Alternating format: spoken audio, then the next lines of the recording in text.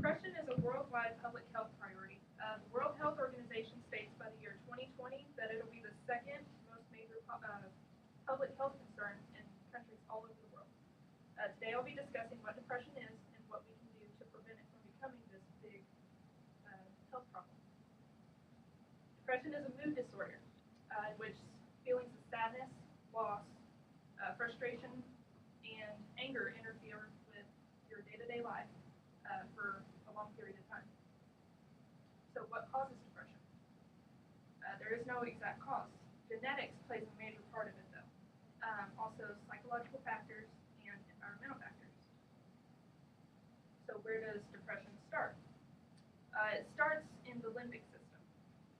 Within that is the hypothalamus, which controls the pituitary gland. Pituitary gland, releases the hormones that are responsible for many of the mental disorders. Here are some statistics. Identical twins actually have a 50% chance of one another developing a mood disorder. Within that percentage, a 46% chance of depression. Fraternal twins have a 20% chance of developing depression. This percentage decreases further out as you go in the family. Women are actually twice as likely to develop depression, just from all the stress that we go through over men, I guess. Men tend to feel angry and a loss of control, while women feel sad and they feel worthless, but they can't do anything about it. So what are some contributors that cause depression? Drugs and alcohol play a major role in contributing to depression, and it also can make it worse. Medications that are known to treat high blood pressure and cancer are known to contribute to depression. Also, medical conditions. Dementia-causing brain disorders such as Alzheimer's, hormonal disorders such as underactive thyroid, vitamin deficiencies like folic acid, vitamin B6, and vitamin B12. And also obese adults, those with high blood glucose, high blood pressure, and excess weight, not to mention high cholesterol. When you go to the doctor, they say keep your cholesterol levels low. In psychology, I've learned to keep your LDL levels, which is known as your lazy cholesterol, low, and then your hyper, which is HDL, keep those high. The DSM-4TR symptoms.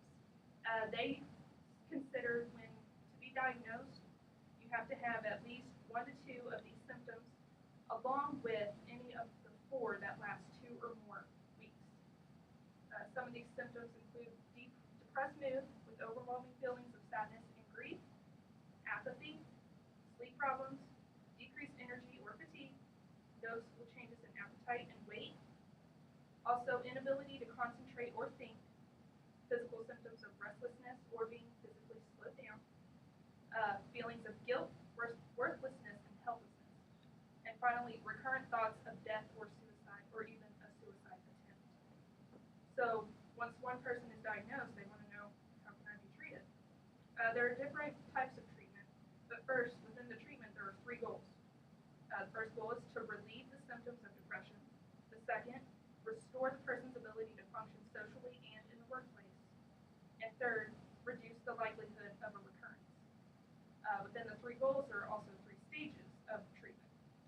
These 3 stages are acute, which falls into the first 2 goals of treatment, which relieves the symptoms and restores the person's ability to function. The second stage is continuation. It prevents a relapse. When one person goes 4 to 9 months without showing any types of symptoms, they are considered a recovered patient of depression. And finally, maintenance.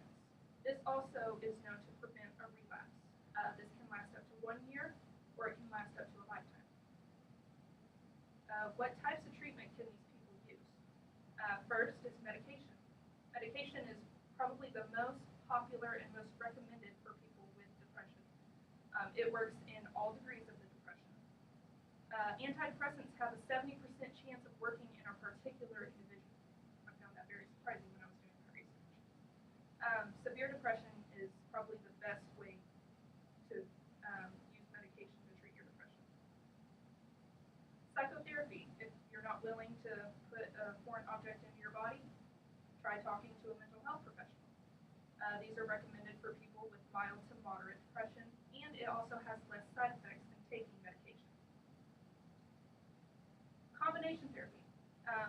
It's a mix of medication and psychotherapy. It's more effective than either one alone, and it's for mild to moderate depression. And other treatments. If you're not willing to, put a foreign object in your body, like I said, or just talk to a mental health professional, try regular exercise, or improving your sleep schedule, or even changing up your diet. These three things have been known to get the chemicals in your brain working the way they need to. So, which is better? Both have advantages and disadvantages. Some of the advantages of medication is that response time is quicker. It's not very fast, but it's probably about 2 to 3 weeks for people to become adapted to the medication. It's easier to administer, it's not addictive, and when it's taken properly and given in the right doses, it's safe. But some disadvantages, unwanted side effects, and like I said, it takes time, about 2 to 3 weeks. Now, what about psychotherapy? They have advantages and disadvantages too. There's fewer physiological effects, and they offer the possibility of effective treatment. The disadvantages, it does actually take longer than medication, 6 to 8 weeks or possibly longer, just depending on the individual. So what can we do to raise awareness for this depression? Like I said, just raise awareness. National Depression Screening Days. I believe this year it's October 10th. These can actually help people get out and figure out, okay, I need help. What's wrong with me? Even talking to loved ones and friends. People need a support system within their home or at school or even at work. And also talking to a mental health professional. This will help decrease the chances of the statement given by the World Health Organization that by 2020 this is going to be the second major